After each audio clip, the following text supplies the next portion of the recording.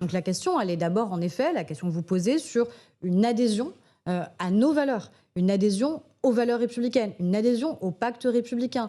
Et ça, c'est à nous aussi de le faire respecter. Ça pose la question d'abord de l'école, ça pose la question de l'autorité parentale, ça pose la question de l'égalité entre les femmes et les hommes. Ce sont tous ces sujets-là. Par contre, moi je pense qu'il ne faut pas essayer de voir dans ces émeutes des revendications qui seraient des revendications politiques. Parce que en disant ça, en ayant cette grille d'analyse comme vous l'avez, le risque, c'est qu'on essaye de dire que ces émeutiers avaient un message politique à nous faire passer. Moi, je n'y crois pas. Et ça ne l'est pas. Je pense profondément que le décès de Nahel a été un prétexte, à un déferlement de haine et à un déferlement de violence qui est absolument inexcusable. Je ne sais pas si elle est politique. Ce que je sais, c'est qu'en tout cas, c'est un prétexte. D'ailleurs, c'est même le maire de Nanterre qui dit que c'est un prétexte. De la haine à quel endroit? Contre qui? Contre quoi? Contre la police? Contre qui? Vraisemblablement, oui, contre celles et ceux qui ont été attaqués. Qu'est-ce qui a été attaqué?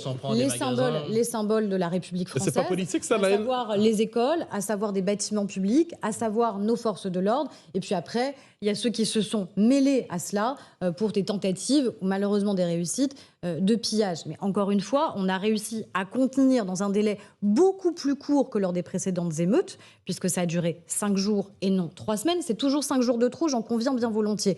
Mais ça veut dire qu'on a réussi quand même à contenir ces émeutes et qu'il y a eu beaucoup plus d'interpellations et beaucoup plus de condamnations. Il y a aussi les trafiquants de drogue qui, pour leur part, ont joué leur rôle parce que ça bloque le trafic de drogue quand il y a des émeutes dans un quartier. On a été, la majorité et le gouvernement, le plus sévère sur le démantèlement des points de deal et on ne va certainement pas renoncer à ça. On doit impérativement continuer à démanteler ces points de deal parce que ça n'est pas des trafiquants de drogue de dire ce qui est autorisé ou ce qui est interdit dans nos quartiers.